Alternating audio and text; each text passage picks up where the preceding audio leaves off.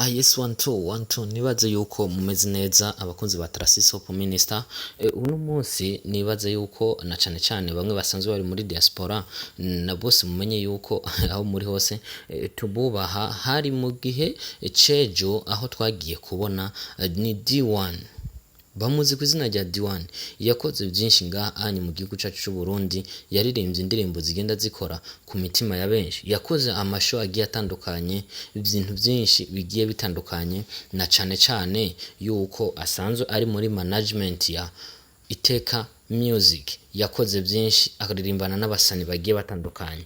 Ku munsi wejo niho haje inkuru ikora hasi, inkuru idakora hasi, inkuru ndetse ikora ku mitima, na cane bamwe dusanze dusangiye aka gakino ka 2-5-7 ari byo byatumye turyoherwa, na cane kubona afise imodokari. Ejo hagaragaye imodokari nziza kandi iteye igomwe, igenda igaragara yuko yashobora kuba yaguriwe umuduga hamwe na management yiwe, canke se nawe ubwiwe Imana ikaba yamuhezagiye akaba yashoboye kugura iyo modokari. Ni umwana w'umunyakayanza yavukiye mu Kayanza, ngira sinzi aho yoba yarakuriye, ariko bigaragara yuko na cane mu ndirimbo nyinshi yagiye yerekana, nkuko muri ko murabibona ngaho ko ayo mafoto yagiye avuga kenshi yuko ubwiwe asanzwe ari umunyuka, ari nayo mpamvu yagiye arakorera ku binyamakuru bigiye bitandukanye byo ngaha iwacu. Niho ejo rero haboneka amafoto yifotoje ari imbere y'imodokari nziza kandi igaragara yuko ari icubahiro, na cane iyo miduga kenshi muri yo barashobora kuvuga abantu bivanye n'ukuntu twe tubizi, ni imodokari ndetse nziza zigiye zigura ababosi, na cane abasanzwe arabategetse. Ejo D1 ku munsi wejo no habonetse amafoto yifotoreje ku iyo modokari. Igitangaza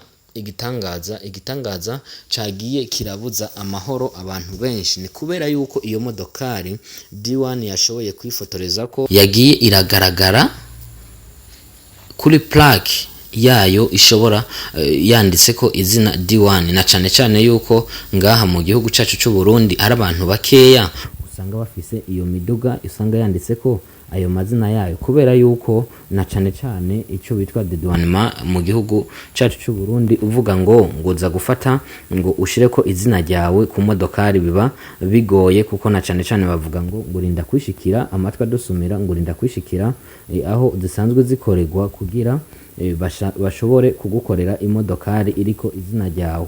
Sinzi ariko babivuga. Twagarutse mu makomantere y'abantu benshi bagiye batandukanye, na cane abafana biyiwe bavuga ati congratulations bro, nibaze yuko wateye intambwe. Abandi bakavuga ati wapi iyo onye iyo foto, ego ni foto yawe, ariko iyo modokari ni modokari wifotoreje ko iyo plaque, bigaragara yuko hakoze ubuhinga, na cane kuri bwa buhinga bwa Photoshop, ariko nta na kimwe turamenya kuvyerekeye iyo modokari ya D1. Ariko bandi bakagaruka bakavuga ati ese mubona yuko Iteka Label yoshobora yonanirwa no kugura iyo modokari? Abandi nabo ati Iteka Label ntishobora kugura iyo modokari kubera yuko iyo modokari irahenda canke se irazimvye bimwe biteye ubwoba. Ni naho nanje navuga ati bakunzi ba Trasis Hope Minister, reka nanje shobore kubasangiza iki kiganiro canke se iri teka umuririmbyi wacu w'u Burundi yagezeko. Abandi bagaruka bavuga ati rindira tuzoza tumubona mu minsi ingahe nawe ariko aripakiza mu bandi. Nibaze yuko byose bibera ngaha nyene ku isi ya rurema, ari nayo mpamvu tuvuga ati reka tubirindire. Burya baciye umugana ati uza gusiga uramurorera, kubera yuko ni vyiza kuba yateye intambwe agashika aho ashobora kugura imodokari canke se ashobora kugurirwa imodokari. Ni nayo mpamvu benshi bagarutse bakavuga ati ni nayo mpamvu twabonye iyo modokari ariko arayikoreramwo akavideo yiyerekana afite amafaranga menshi, na kare yuko hari indirimbo yiwe nshasha yari yasohoye yitwa amafaranga. Ni nayo mpamvu bavuga ati uwo muhungu ariko araza ku muriro udasanzwe, na cane yuko aje gufuta babandi bigize ngo bangangari bose. ayandi makomantere yagiye aragaruka ni ku mushahara D1 asanzwe ahembwa, na cyane cyane yuko ngo benshi ngo batari bawuzi. ni ukuvuga ni ikintu umuntu yavuga ugasanga kiciye kiza gifatanya n'iyi foto yashoboye, nk'uko murabibona ngaho ku masanamu, yashoboye kwifotoza ari ku modokari, kuko bavuga ati umushahara ungana ngo n'ibihumbi 100 ahembwa muri Iteka Rebo niyo yotuma agura imodokari. Canke ni bya bindi uzosanga basaje imikopo hama bagera kuva muri Rebo ugasanga bibaye ingorane, ugasanga hajemo ibintu byo gukwegana, ugasanga hajemo ibintu by'imishwano. Ari nayo mpamvu bagaruka bakavuga ati mbega kubera iki D1 umuririmbyi ashobora kuza kukurondera muga bakamubwira ati ntushobora gukora.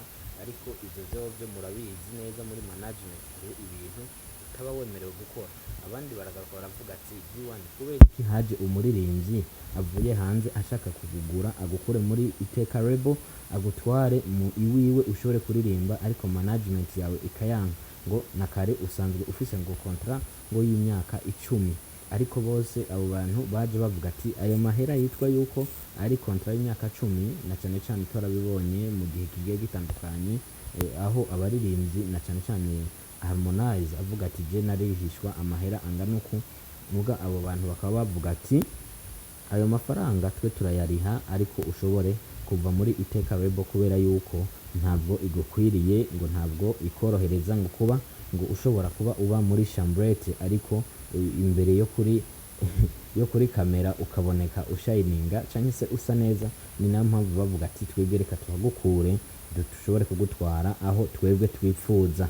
Bakunzi ba Tarasisi Hope Minister, nibaze yuko ari gomwe, ari ikintu giteye iteka cyane kuba uri kuratembera mu iki gisagara cya Bujumbura ukabona imodokari y'umuririmbyi D1 iguciye ko yambaye plaque ya D1, kandi akaba ari imodokari nziza kandi iteye igomwe. Ari nibyo byiza kubera yuko umuziki wacu w'u Burundi tutawuteje imbere nta n'umuntu umwe azigera awuteza imbere. Nibaze yuko ibyo byose muzogenda murabyibonera, kuko uyu mwanya tuvugana tugiye kurondera D1 by'ukuri nibatworohereza na karekare yuko urabizi byo muri management bitaba byoroshe, bashoboye kutwemerera